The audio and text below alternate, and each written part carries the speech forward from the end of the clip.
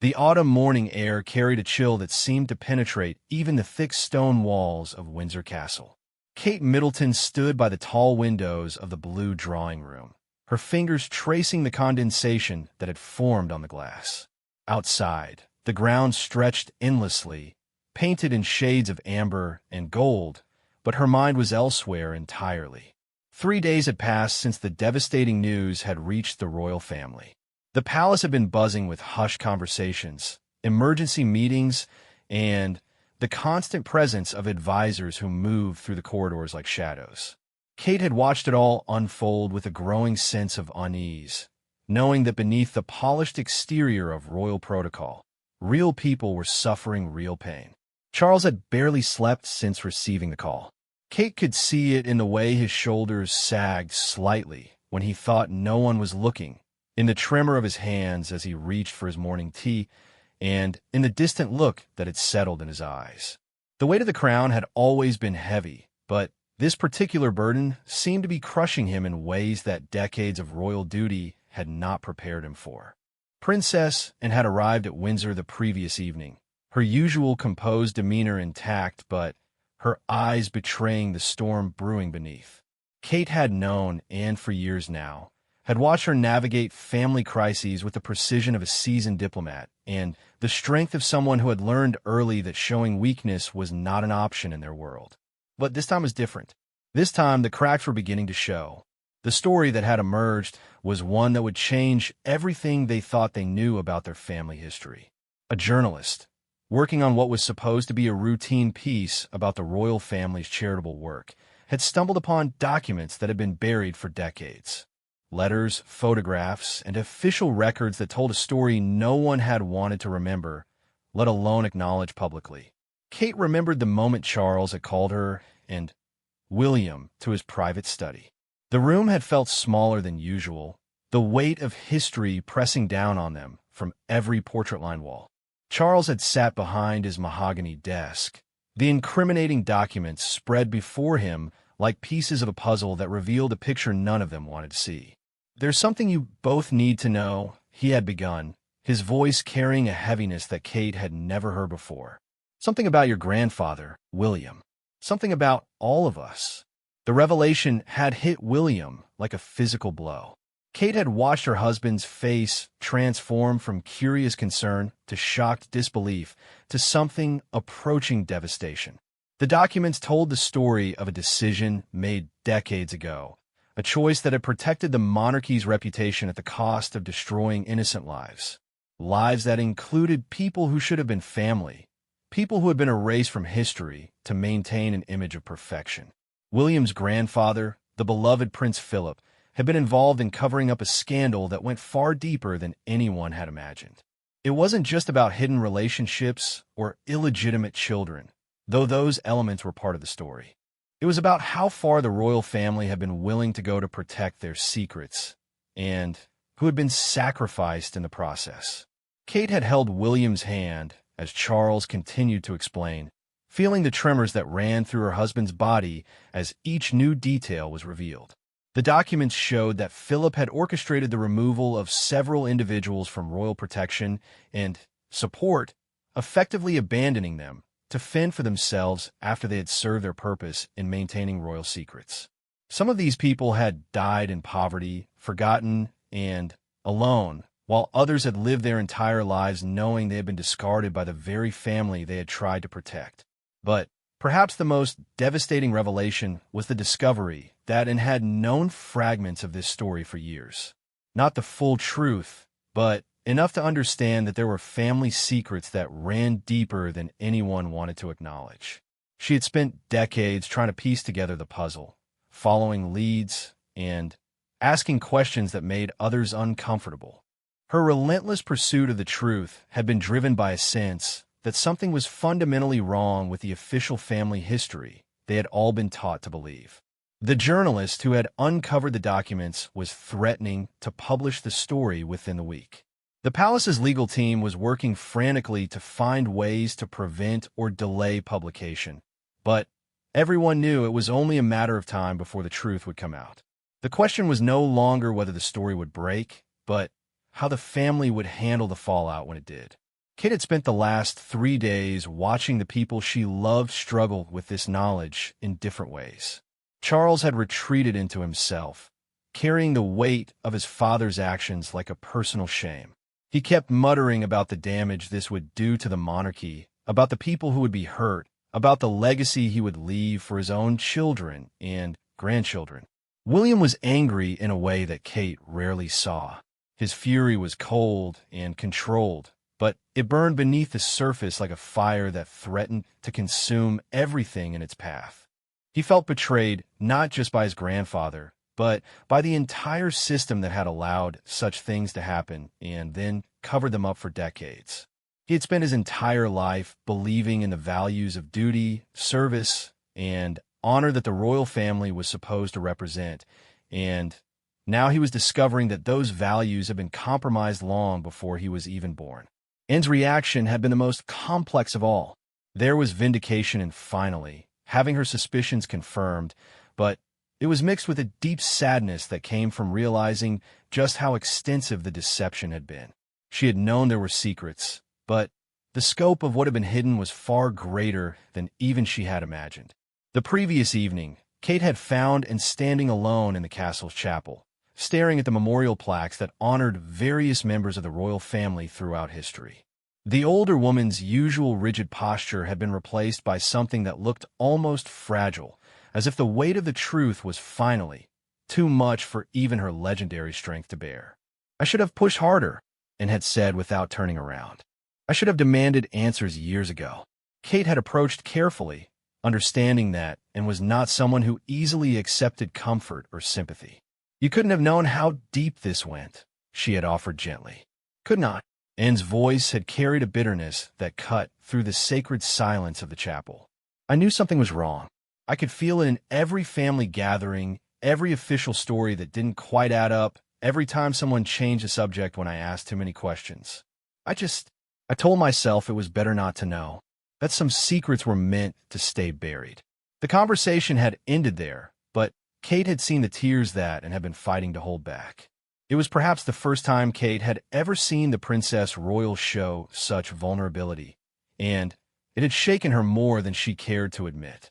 Now, as Kate stood by the window watching the morning mist rise from the grounds, she knew that today would bring the conversation they had all been dreading. Charles had called a family meeting for that afternoon, and the journalist had agreed to give them one final chance to respond before publication. It would be their last opportunity to try to control the narrative, to find some way to minimize the damage that was about to be unleashed on everything they held dear.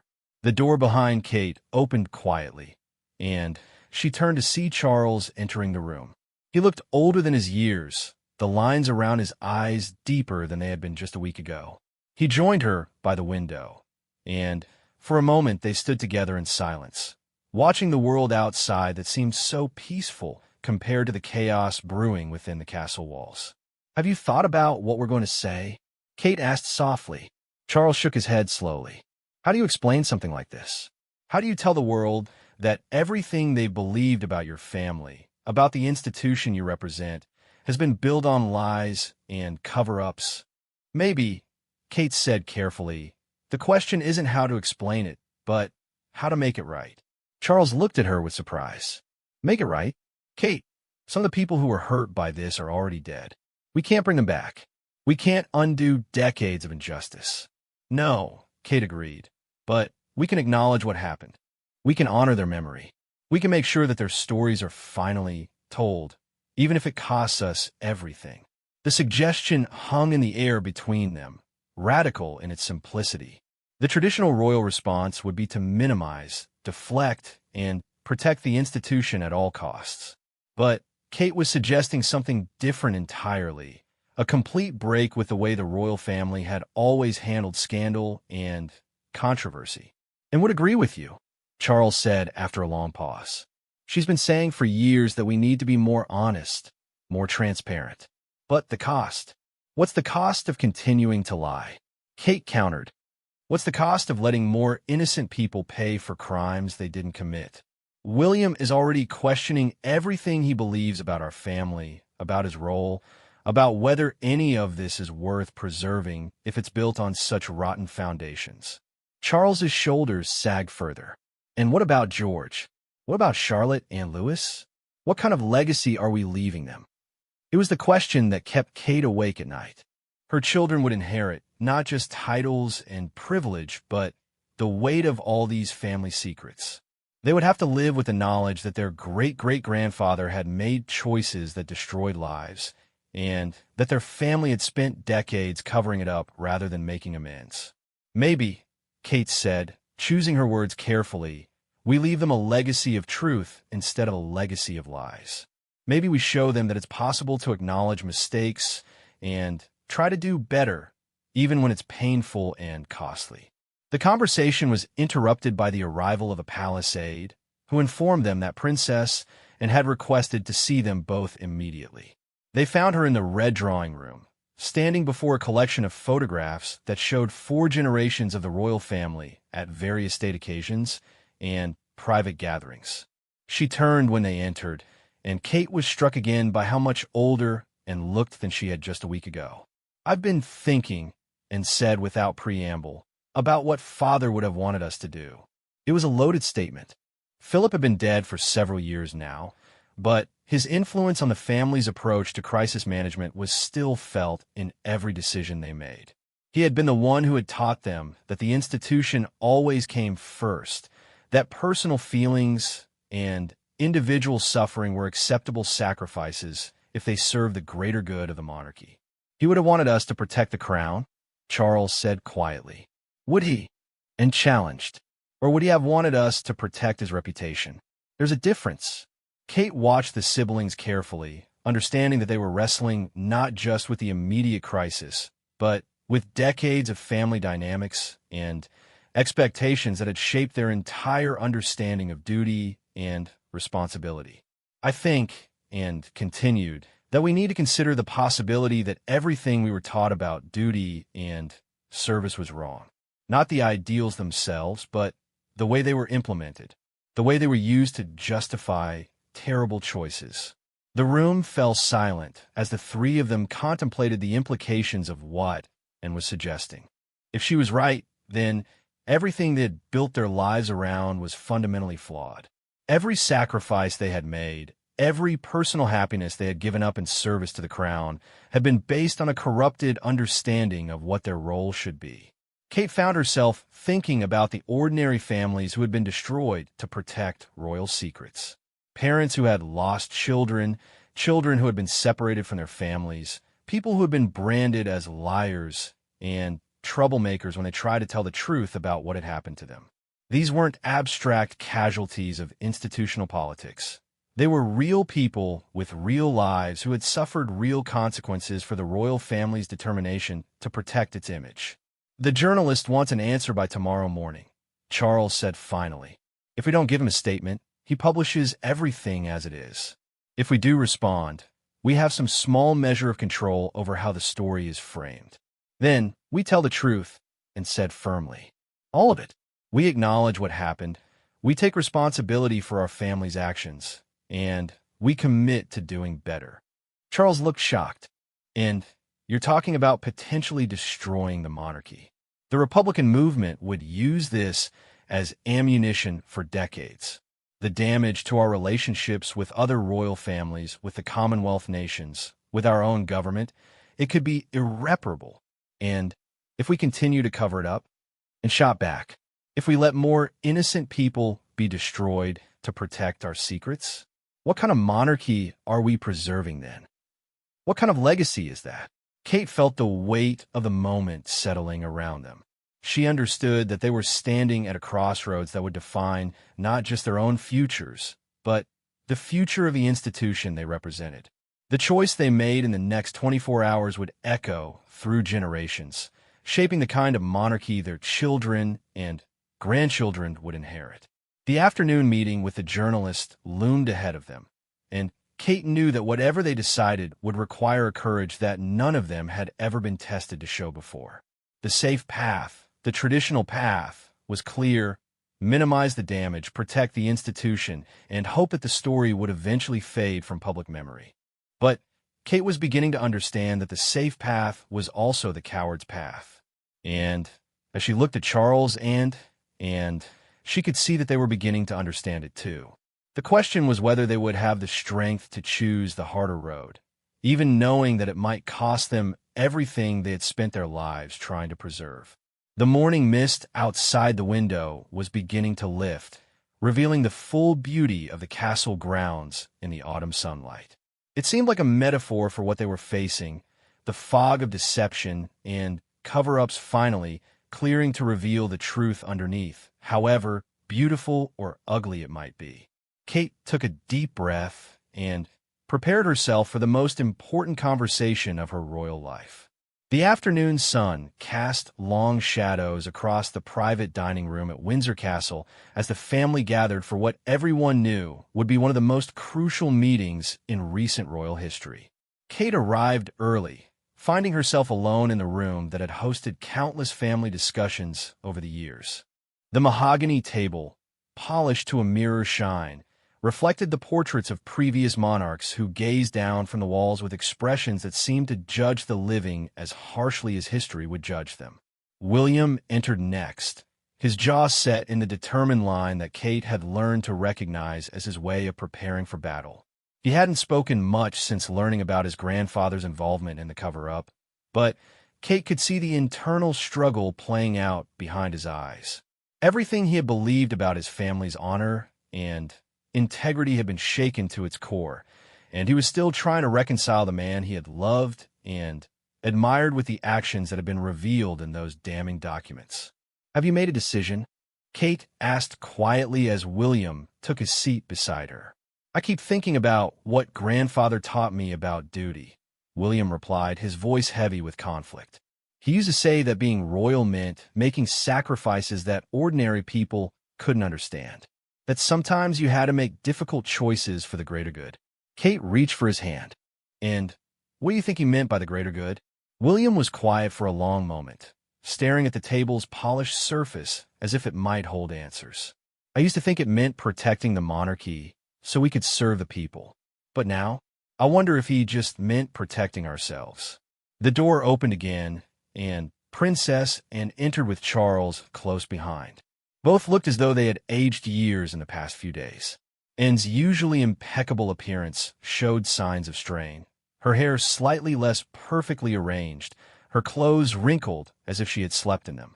Charles moved like a man carrying an enormous weight, each step deliberate and careful. They took their seats around the table that had been set with tea service, though Kate doubted anyone had much appetite for the delicate sandwiches and pastries that had been prepared. The formality of it all seemed absurd given the gravity of what they were discussing, but routine and protocol were among the few things they could still control in a situation that was spiraling beyond their influence. "The journalist will be here in an hour," Charles announced without preamble. "His name is David Morrison, and, according to our research, he has a reputation for thorough investigation and fair reporting. He's not looking to destroy us, but he's also not going to be swayed by our position or intimidated by palace pressure." And nodded approvingly. "Good. If we're going to do this, we should do it with someone who will report accurately rather than someone who might sensationalize or distort the facts. If we're going to do this," William questioned, his voice sharp, "are we actually considering telling the truth? All of it?" The question hung in the air, carrying with it the weight of everything they would be risking. Kate could see the fear in Charles's eyes. Fear not just for himself, but for the institution he would one day lead and for the children who would inherit the consequences of whatever decision they made today. "Let me tell you what I discovered last night," Anne said, her voice steady but filled with an emotion Kate had never heard from her before. "I spent hours going through Mother's private papers, the ones she left specifically for family members. I found letters."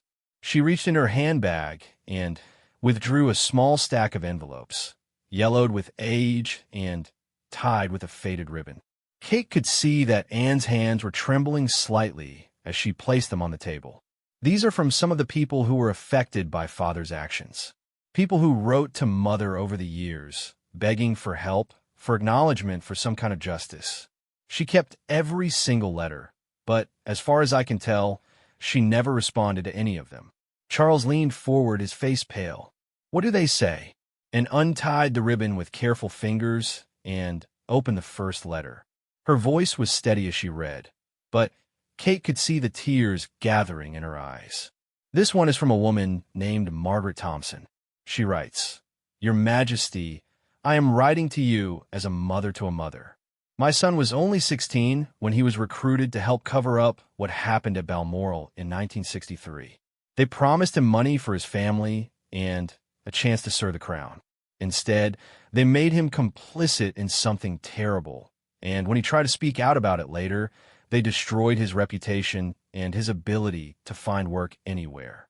He died 3 years ago, still carrying the shame of what he had been forced to do. I don't want money or recognition.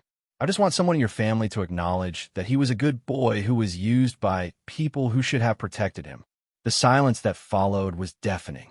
Kate felt tears stinging her own eyes as she imagined the woman who had written those words, the mother who had watched her son's life be destroyed and who had found the courage to reach out to the very people responsible, hoping against hope for some small measure of justice or acknowledgement. And open another letter, this one even more painful to hear. It was from a man whose sister had been institutionalized after witnessing something she shouldn't have seen, her testimony dismissed as the ravings of an unstable mind. The man wrote about visiting his sister for decades, watching her deteriorate in facilities where she was medicated into silence, never able to convince anyone that what she had seen was real. Letter after letter told similar stories. People who had been silenced, discredited, institutionalized, or simply erased from history because they had become inconvenient to the royal family's carefully maintained image. Children separated from their parents, witnesses whose testimonies were suppressed, employees who were fired and blacklisted for asking too many questions. By the time Anne had finished reading the 6th letter, even Charles was openly weeping. Kate had never seen him show such raw emotion, and it was clear that the full scope of his father's actions was only now becoming real to him. How many? William asked, his voice barely above a whisper. 43 letters, Anne replied, spanning nearly 30 years. 43 different families whose lives were destroyed or damaged because they got in the way of our family's secrets. Kate felt the weight of those numbers settling in her chest like lead. 43 families. Hundreds of individual people whose suffering had been deemed acceptable collateral damage in the preservation of royal reputation. The magnitude of it was overwhelming. And Mother knew, Charles said, more as a statement than a question. She knew and confirmed. But I don't think she knew what to do about it. The system was too big, too entrenched. By the time she was in a position to make changes, the damage was already done and the machinery of cover-up was too powerful to stop. William stood abruptly and walked to the window, his back rigid with tension. Kate could see him struggling with emotions that threatened to overwhelm his carefully maintained composure. Do you know what this means? He said without turning around. It means that everything we've told ourselves about why this institution matters, everything we've sacrificed for it, has been built on a lie. We've spent our entire lives believing that we serve some noble purpose, that our privileged position is justified by the good we do for others. But we're just a family that got very good at protecting its own interests and calling it duty. Kate wanted to go to him to offer comfort, but she understood that he needed to work through this pain on his own. The disillusionment he was experiencing went to the very core of his identity, and there were no easy words that could make it better. That's not entirely fair, Charles said carefully. The charitable work we do, the public service, the diplomatic relationships we maintain, those things have value independent of our family's past mistakes. Do they? William turned back to face them, his eyes blazing with a passion Kate rarely saw from him. Or are they just ways we've convinced ourselves that we deserve our position? How many good deeds does it take to balance out 43 destroyed families? How many hospital visits equal one silenced witness? And watched this exchange with the expression of someone who had wrestled with these same questions for years. "I've thought about that a great deal," she said quietly. "And I've come to the conclusion that the only way we can justify our continued existence as an institution is if we're willing to confront our past honestly and commit to being better in the future." Which brings us back to the question of what we tell Morrison when he arrives, Charles said. Kate had been listening to all of this with a growing sense of clarity about what needed to be done. The moral calculus seemed simple to her, even if the practical consequences were terrifying. "We tell him everything," she said firmly. "We give him access to those letters. We provide him with whatever additional documentation he needs to tell the complete story. And we make a public commitment to finding and helping any remaining survivors or family members who were affected." Charles looked at her with a mixture of admiration and terror. "Kate, you're talking about potentially ending the monarchy as we know it. The public outcry, the political implications, the constitutional crisis this could trigger. Maybe the monarchy as we know it needs to end," William said, turning back from the window. "Maybe what needs to survive is a version of this institution that's actually worthy of the trust people place in it." The radical nature of what they were discussing was not lost on any of them. Royal families had survived scandals before, but usually by minimizing their involvement and waiting for public attention to move on to other things. What Kate was proposing was unprecedented, a complete acknowledgement of institutional failure and a commitment to fundamental change. "There's something else," Anne said, reaching for another envelope that she had kept separate from the others. "This letter arrived yesterday, delivered by hand to my private residence." Morrison sent it. She opened the envelope and withdrew a single sheet of paper. "He wanted us to know that he's not just reporting on what happened in the past.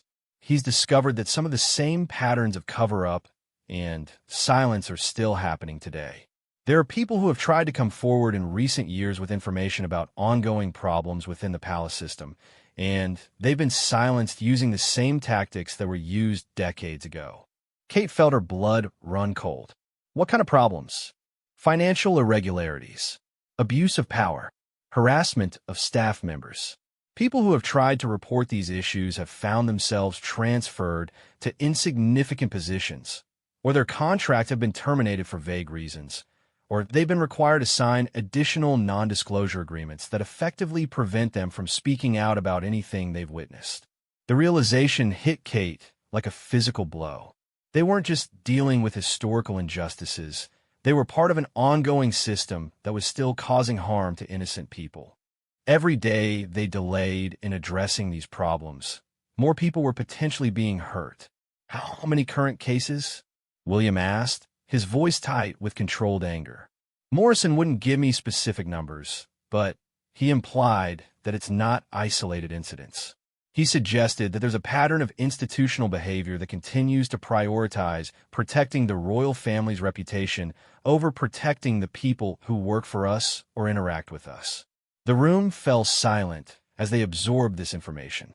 Kate found herself thinking about the staff members she interacted with every day, the people who maintained their residences, arranged their schedules, managed their public appearances. How many of them had witnessed things they were afraid to report?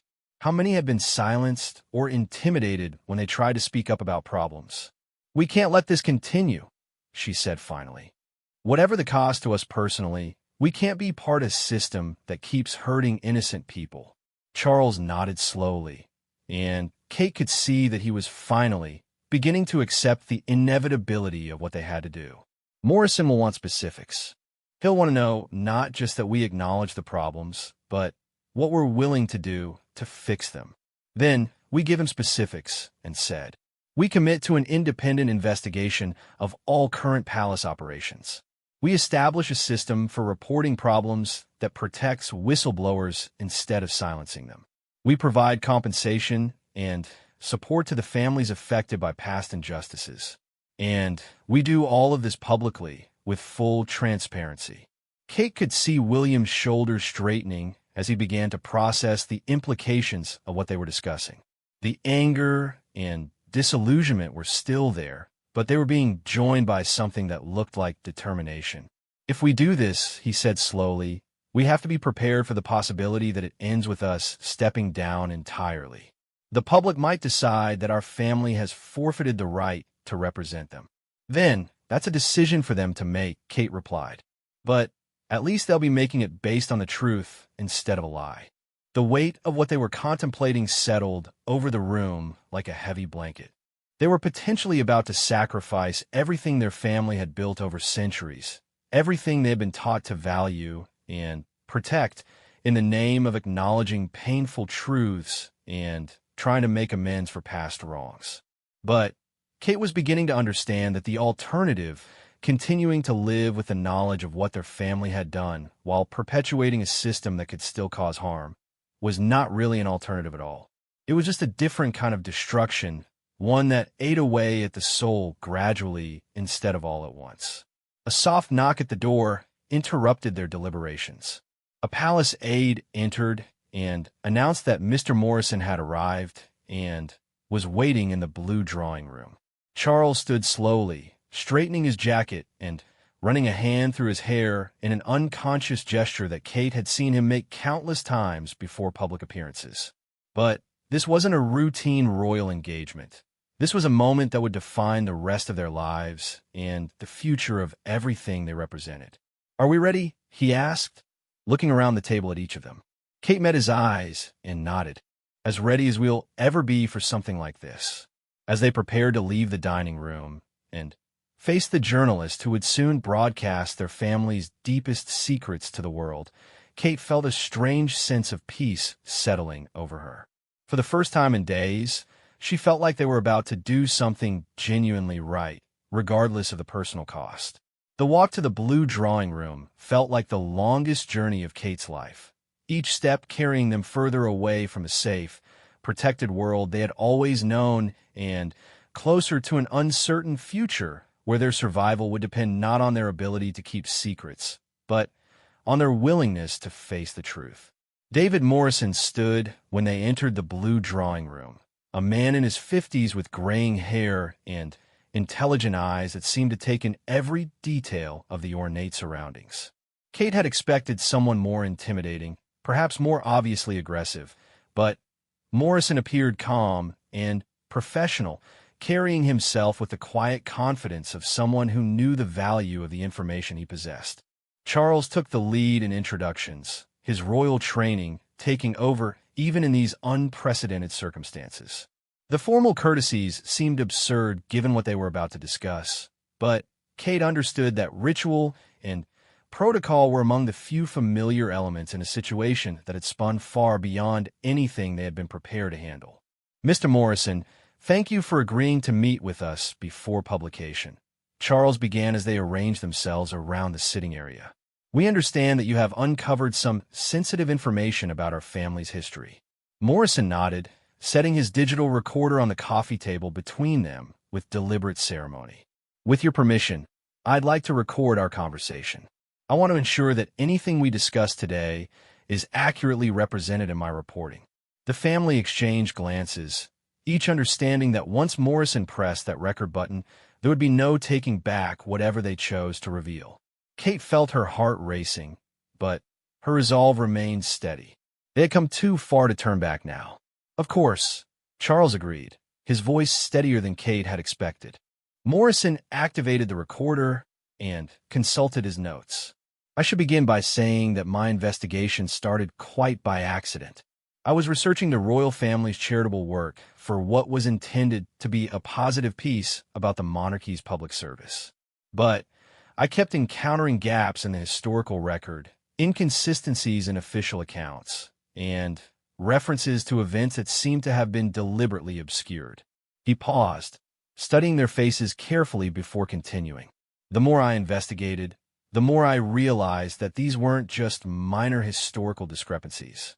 They were evidence of a systematic effort to hide activities that would have seriously damaged the royal family's reputation if they had become public knowledge." Kate watched Morrison as he spoke, noting the way he seemed to weigh each word carefully. This wasn't a man who was sensationalizing or exaggerating for effect. He was simply laying out facts that happened to be devastating in their implications. "What specifically have you discovered?" and asked, her voice betraying none of the emotion Kate knew she was feeling. Morrison opened a thick folder and began extracting documents. I'll start with what appears to be the most significant incident, which took place in 1963 at Balmoral Castle. According to the documents I've obtained, including internal palace communications and witness statements that were never made public, Prince Philip was directly involved in covering up the death of a young woman who had been employed as a domestic worker at the estate. The words hit the room like a physical blow. Kate felt William's hand tighten on hers, and she could see Charles struggling to maintain his composure as the full scope of his father's involvement became clear. The woman's name was Sarah Mackenzie. She was 19 years old, and, according to the witness statements, she had discovered evidence of financial irregularities in the estate's operations. When she attempted to report what she had found, she was told to keep quiet about it. 3 days later, she was found dead in what was officially ruled an accidental drowning in the estate's lake. Morrison's voice remained steady and professional, but Kate could hear the underlying anger that came from someone who had spent months investigating the destruction of a young woman's life. However, witness statements that were never made public tell a different story. Several estate employees reported seeing Sarah upset and frightened the days before her death. She had confided to at least 2 people that she had been threatened and told that something terrible would happen to her family if she didn't stop asking questions about the financial irregularities. Kate felt sick as she listened to the details of how a teenager had been intimidated and ultimately silenced. This wasn't just about institutional cover-ups or abstract questions of royal accountability. This was about a real person with hopes and dreams who had died because she had threatened to expose uncomfortable truths. "What evidence do you have that Prince Philip was involved in this cover-up?" Charles asked, his voice barely audible. Morrison extracted another set of documents. Internal palace communications show that Philip was informed about the financial irregularities Sarah had discovered before her death. After she died, he personally oversaw the investigation that resulted in the accidental drowning ruling. He also arranged for substantial payments to be made to several estate employees, payments that came with strict confidentiality agreements that prevented them from ever discussing what they had witnessed. The evidence was overwhelming and undeniable. Kate could see that Charles was struggling not just with the facts themselves, but with the realization that his entire understanding of his father had been based on a carefully constructed fiction. "That's just the beginning," Morrison continued. "Over the following decades, there's a clear pattern of similar incidents being handled in the same way. People who became inconvenient to the royal family's interests were silenced through a combination of financial pressure, legal intimidation, and institutional power. In some cases, they were simply erased from the historical record entirely." And leaned forward. "How many cases are we talking about?" "I've documented 47 separate incidents over a 30-year period. They range from financial corruption to sexual misconduct to the suppression of evidence in criminal investigations. In every case, the pattern is the same: initial attempts to buy silence, followed by increasingly aggressive tactics if the individuals involved refused to cooperate." Kate found herself thinking about the families who had been destroyed to maintain these secrets. How many children had grown up without parents? How many people had lived their entire lives carrying the knowledge of injustices they could never speak about? How many had died without ever seeing any form of accountability for what had been done to them? "What about more recent incidents?" William asked, his voice tight with barely controlled anger. Morrison's expression grew even more serious. "That's what transformed this from a historical investigation into something much more urgent. The same patterns of behavior are still happening today. I've identified at least 12 cases in the past 5 years where palace employees or associates have been silenced after attempting to report various forms of misconduct." He extracted another folder, this one clearly more recently compiled. Sexual harassment, financial irregularities, abuse of power, and even physical intimidation. In every case, the individuals involved were either dismissed from their positions, transferred to insignificant roles where they could be monitored, or required to sign enhanced non-disclosure agreements that effectively prevent them from ever speaking publicly about their experiences. Kate felt her world shifting as she absorbed the implications of what Morrison was telling them. They weren't just inheriting historical guilt. They were actively participating in an ongoing system of oppression and silence. "Are any of these recent cases something we could address immediately?" she asked, her voice reflecting the urgency she felt. Morrison nodded. "There's a woman named Jennifer Walsh who was sexually harassed by a senior palace official last year. When she reported it through the proper channels, she was told that the incident would be investigated, but instead she found herself reassigned to a position where she had no contact with other staff members and no access to sensitive information. She was also required to sign an agreement that prevented her from discussing the incident with anyone, including her own family members." Kate felt tears of rage burning in her eyes. Where is she now? She left palace employment 6 months ago, but she's still bound by the non-disclosure agreement. She's been unable to find work in her field because her departure from the palace was characterized in ways that made her appear unreliable. Essentially, her career has been destroyed as punishment for reporting sexual harassment. The room fell into stunned silence as they absorbed the full scope of what they were being told. This wasn't just about historical wrongs that could be acknowledged and mourned. This was about ongoing harm that they had the power to stop immediately. "What do you need from us?" and asked, her voice reflecting a resolve that Kate hadn't heard before. Morrison studied each of their faces carefully before responding. "I need to know whether you're willing to acknowledge these problems publicly and commit to meaningful change, or whether you're going to follow the traditional royal approach of denial and deflection." Charles straightened in his chair, and Kate could see him drawing on reserves of strength she hadn't known he possessed. "Mr. Morrison, I want you to know that what you've told us today has shaken our family to its core.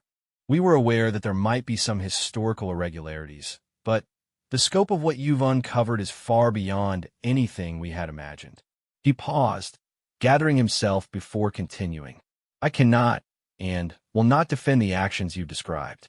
They represent a fundamental betrayal of the values that the monarchy is supposed to embody, and they have caused immeasurable suffering to innocent people." Kate felt a surge of pride as she listened to her father-in-law speak with more honesty and moral clarity than she had ever heard from him before. This was the man she had always hoped he could be, freed from the constraints of institutional protection and false loyalty. "What we need to understand," Charles continued, "is how we can begin to make amends for these wrongs while ensuring that nothing like this ever happens again." Morrison's expression softened slightly, and Kate could see that he had not expected such a forthright response. "The first step would be acknowledging publicly what happened and accepting responsibility for your family's role in it. The second would be establishing genuinely independent oversight of all palace operations, with real power to investigate complaints and impose consequences. The third would be providing support and compensation to the people who have been harmed." "And the fourth?" William asked. "The fourth would be demonstrating through your actions over time that this represents a genuine transformation rather than just damage control." Kate understood that Morrison was offering them a path forward that, while difficult and costly, might allow them to preserve some version of the monarchy while fundamentally changing how it operated. It would require them to surrender much of the control and protection they had always taken for granted, but it might be the only way to rebuild trust with the public that would soon learn the extent of their family's failures. "There's something else you need to know," and said, reaching for the letter she had brought from their mother's private papers. "We've discovered that the late Queen was aware of many of these problems. She received dozens of letters over the years from people who had been harmed, but as far as we can tell, she never responded to any of them," and handed Morrison several of the letters, watching as he read them with growing shock and sadness. Kate could see him processing not just the individual stories of suffering, but the additional layer of institutional failure represented by the Queen's silence. "This changes the scope of the story significantly," Morrison said quietly. "It means that the cover-up wasn't limited to one generation or one set of bad decisions. It was an institutional approach that persisted for decades. Which is why, Kate said, finding her voice for the first time in several minutes. We need to do more than just acknowledge past mistakes. We need to fundamentally change how this institution operates. Morrison looked at her with interest. What kind of changes are you envisioning? Kate had been thinking about this question since the morning, and her answer came with surprising clarity. Complete financial transparency, independent oversight of all palace operations, a victim's compensation fund, public acknowledgement of every case you've documented, and, most importantly, a genuine commitment to prioritizing the welfare of the people we're supposed to serve over the protection of our own reputation. The radical nature of what she was proposing was not lost on anyone in the room.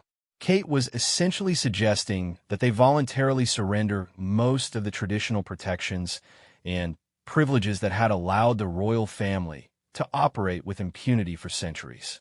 You understand, Morrison said carefully, that what you're describing would fundamentally alter the relationship between the monarchy and the British people. It would set precedents that would be impossible to reverse. Good, William said firmly. Maybe it's time for those precedents to be set. Kate watched her husband as he spoke, seeing in his face the same clarity and determination she was feeling.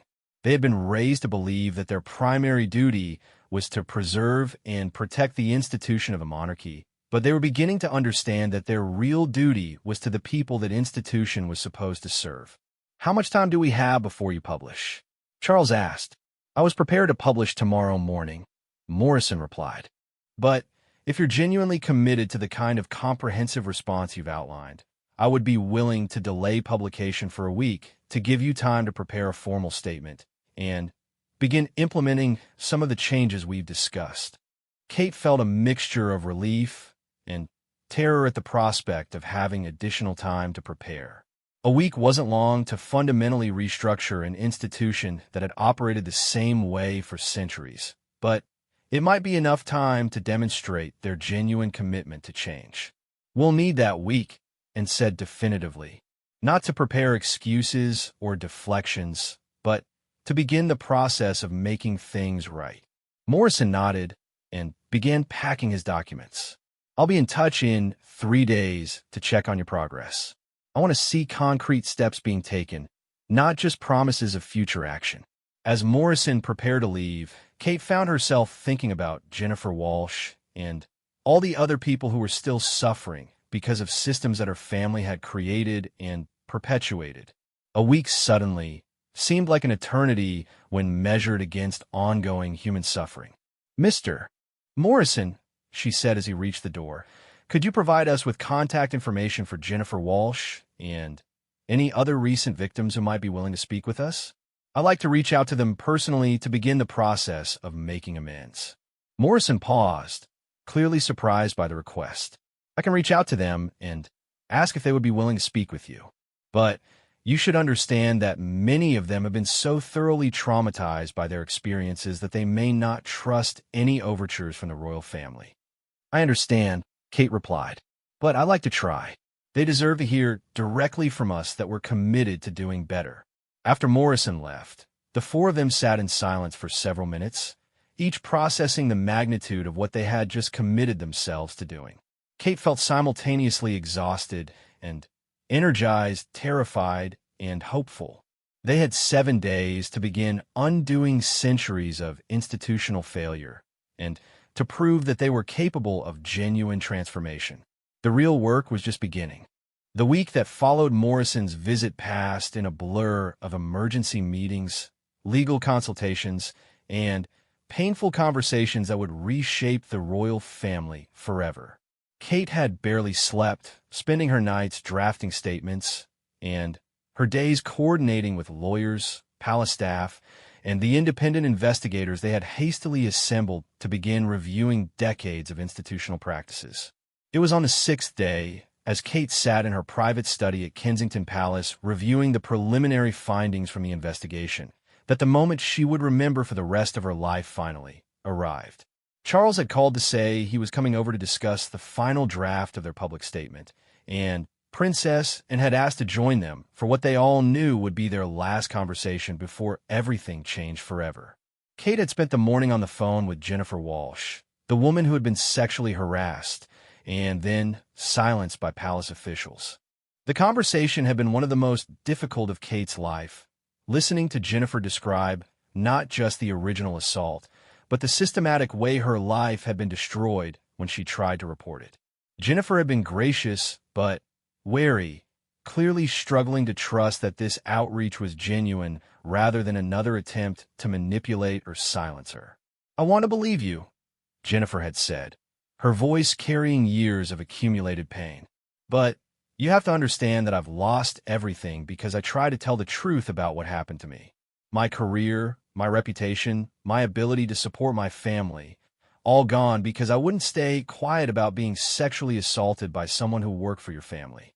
Kate had found herself crying as she listened, overwhelmed by shame at her family's role in destroying this woman's life and by rage at the systems that had made such destruction possible.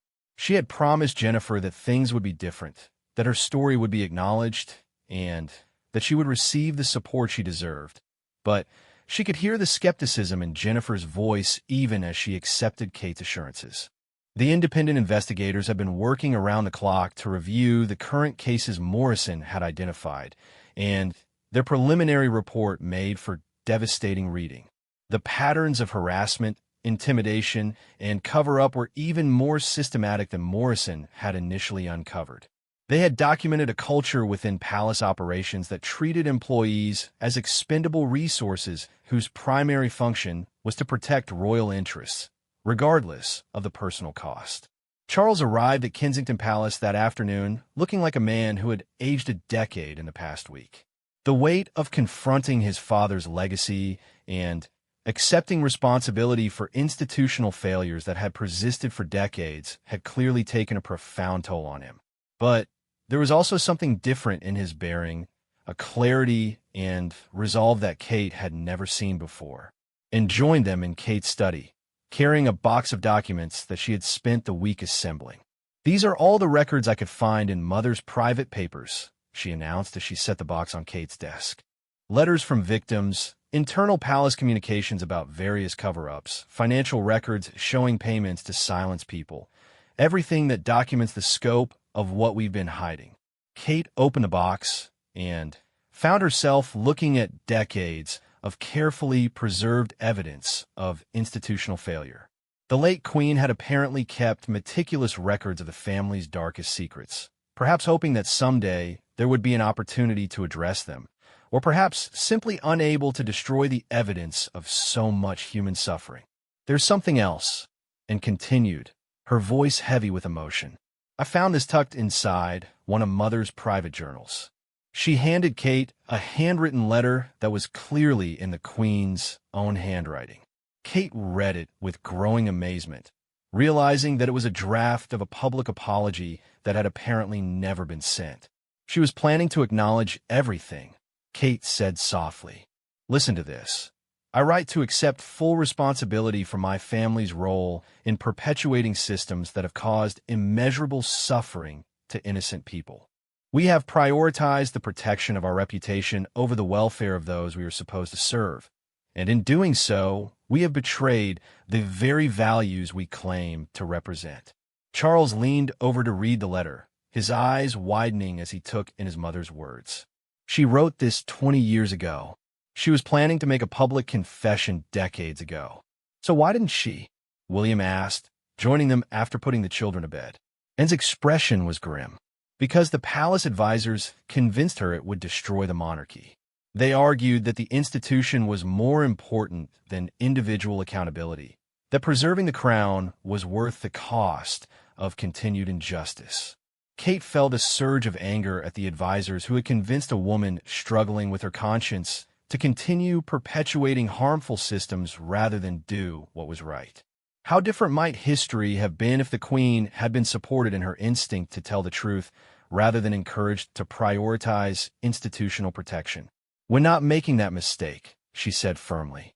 "Tomorrow morning, we tell the truth. All of it." Charles nodded slowly. "I've been thinking about what that means for all of us personally. William, you, and Kate need to understand that this could end with us losing everything. The public outcry when this story breaks will be unlike anything the royal family has ever faced. William sat down next to Kate, taking her hand as they contemplated the potential consequences of what they were about to do. What kind of everything are we talking about? The worst-case scenario is that Parliament decides the monarchy is irreparably damaged and votes to abolish it entirely, and replied bluntly. More likely, there will be massive public pressure for us to abdicate in favor of a completely restructured institution with far less power and privilege. Kate found herself thinking about her children, about the kind of world they would inherit depending on the choices their parents made in the next 24 hours. Would they grow up as members of a reformed royal family that had learned to serve others genuinely? Or would they grow up as former royals whose family had chosen moral clarity over institutional survival? "There's something I need to tell you all," she said quietly. "Something I've been thinking about since Morrison's visit." She stood and walked to the window, looking out at the garden where her children played every day, trying to find the words for what felt like the most important thing she would ever say. "I keep thinking about that woman, Sarah Mackenzie. She was 19 years old when she died because she tried to tell the truth about financial irregularities. 19. She was younger than I was when I married William." Kate turned back to face them, her voice growing stronger as she continued. "And I think about Jennifer Walsh, whose life was destroyed because she reported being sexually assaulted.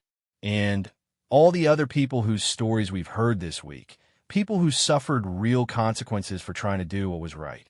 She paused, gathering herself for what she knew would be the most important words of her life. "We have a choice to make. We could try to minimize the damage to ourselves and hope this story eventually fade from public memory, or we can honor the people who have suffered by finally telling the truth and accepting the consequences." Charles was watching her intently, and Kate could see that he was struggling with the same internal conflict that had been tearing at all of them all week. "Kate," he said gently, "you're talking about potentially destroying an institution that has existed for over 1,000 years. The historical and cultural significance of that loss would be immeasurable. Would it?" Kate challenged. "Or would we be replacing a corrupted institution with something better, something that actually deserves to exist?" And stood abruptly and walked to the box of documents she had brought. She pulled out a photograph that Kate hadn't noticed before, a formal portrait of the royal family from the 1960s, taken just a few years after Sarah Mackenzie's death. "Look at this picture," and said, her voice thick with emotion. "Look at how confident we all appear, how certain we are of our right to rule and to be respected. We're all smiling for the camera, while a 19-year-old girl lies dead because she threatened our family secrets." She set the photograph on Kate's desk where they could all see it. "That's who we were. The question is, who are we going to be now?" The room fell silent as they contemplated Ann's challenge. Kate could see that they were all wrestling with the same fundamental question. Was their loyalty to the institution of the monarchy stronger than their commitment to basic human decency? "There's one more thing Morrison told me yesterday," Charles said quietly. "He's been in contact with Republican groups and constitutional scholars about what would happen if we voluntarily stepped down. The consensus is that it would actually strengthen British democracy in the long run, creating space for new forms of public service that aren't based on inherited privilege." Kate felt a strange sense of relief at this news. The idea that their sacrifice might contribute to genuine democratic progress made the potential loss of their positions feel less like a tragedy and more like an opportunity. "So we could step down knowing that we weren't just destroying something, but creating space for something better," she said. William squeezed her hand. "The children would lose their titles, their inheritance, their entire future as we've always imagined it. But they would gain the ability to live with integrity," Kate replied. "They would grow up knowing that their parents chose truth over comfort, justice over privilege. What better inheritance could we give them?" And was crying now, tears streaming down her face as decades of accumulated guilt and frustration finally found expression. "I've spent my entire adult life knowing that something was fundamentally wrong with how we operated, but I never had the courage to challenge it directly.